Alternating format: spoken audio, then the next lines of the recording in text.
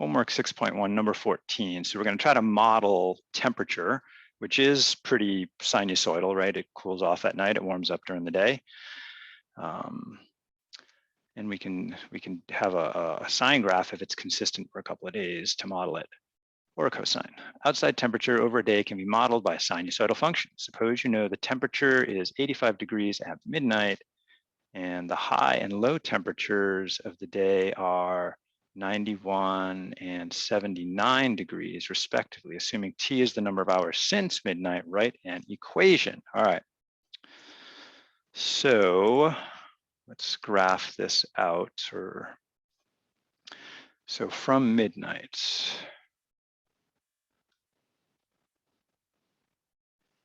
So midnight is going to be here. And then I'm just going to draw a line through here. It's not the axis, but this is going to be my midline.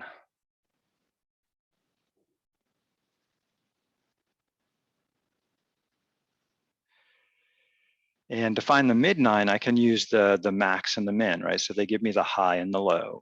So the max is 91. The min is 79. So the mid has to be the average of those two. So 79 plus 91, or 91 plus 79, whatever order you want, divide by 2. So what do we get? We get 80, and 90 is 170. Divide by 2 is what, 85? Is the midline, which happens to be the temperature at midnight. So that's a nice coincidence. So that's our midline. If we want the amplitude, we find the difference and divide by 2.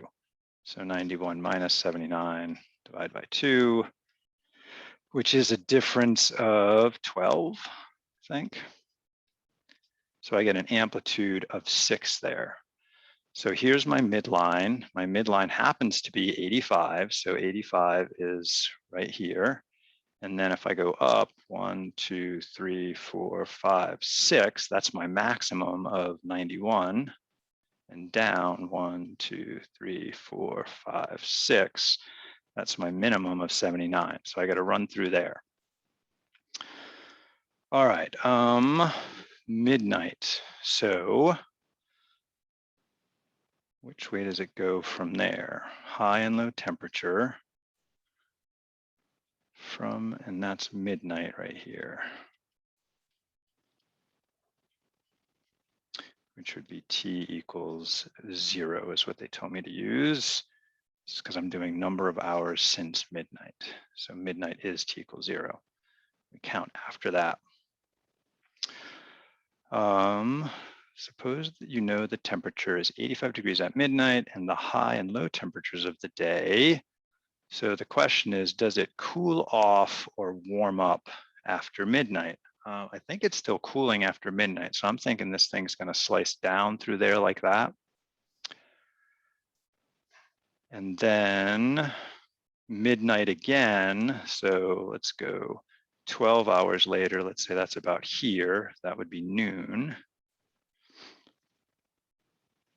And then another 12 hours would be what about over here? So 24 hours later, that would be the next midnight.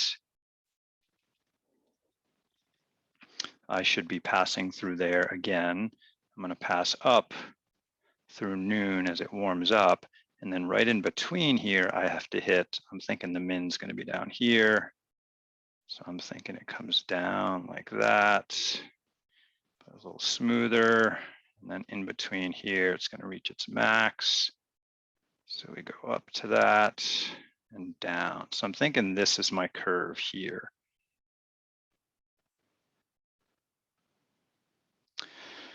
And again, period should be a day. Temperatures cycle daily because of the way our world works. So the period is going to be 2 pi over, no, the period is going to be 24 hours. And then we want to find our multiplier. Come on, write 24, please, Gary. 24. And that's equal to 2 pi over whatever our multiplier is. I usually call that B. So to solve for B, as usual, we multiply B up, 24 down. So B is 2 pi over 24. which is pi over 12. Other things to think about, usually the sign goes up through here. I'm having it go down because of the temperature. So I'm basically doing a vertical flip of the sign. And a vertical flip of the sign means I'm gonna have a negative amplitude. So I was saying what the amplitude was 6, so I'm gonna have a -6 for my amplitude to flip it. So I think this graph right here I made based on the information above is y equals -6.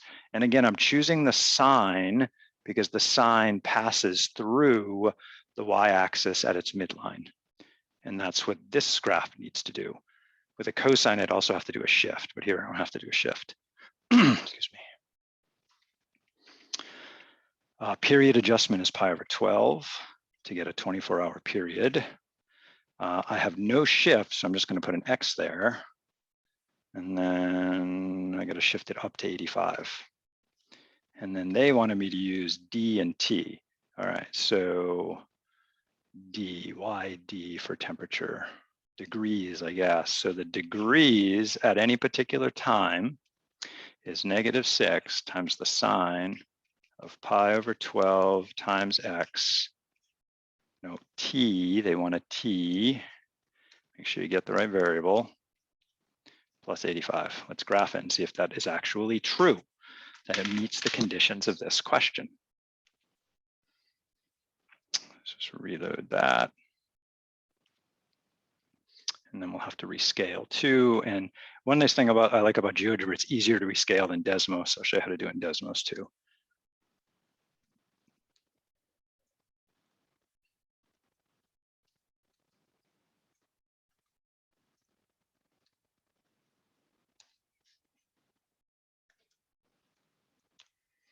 And then I'm just going to graph y equals 85 also to see the midline. And then I put that in the wrong spot. How did that happen? I thought I clicked. Oh, I got to hit enter, and then I can click down here. Y equals 85. It's going to be way up there. All right, so then to rescale, I'm just going to go to the tools, get the move graphics view, and then I can rescale the axis just by dragging it down a bit. That should be all right. And then I'm just going to bring the whole thing down. All right, there's my wave. I need to, oops, I went a little too, forgot to rescale the x-axis first. Let's find the x-axis. And if I squish this down too much, that's not going to be viewable, right? That wave's going to be too squashed. I guess that's all right, though. So I want to see 24-hour period. So just double check that. Let's graph x equals 24. Right, so I can see it goes down from the midline to 79 degrees, goes up to the midline 12 hours later, maximum 91 in between, and then it hits the midline again exactly 24 hours later. So that does look like the right function. To do this in Desmos, oops, I want the other Desmos.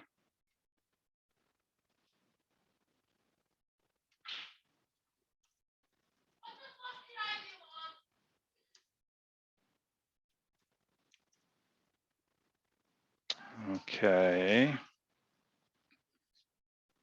What did we have? -6 times the sine of pi over 12x plus 85.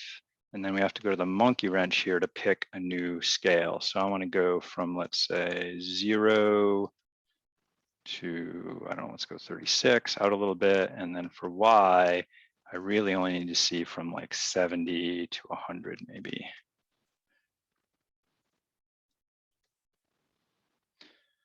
Otherwise, you could use the zoom, but this gives you a custom one. So there is my graph.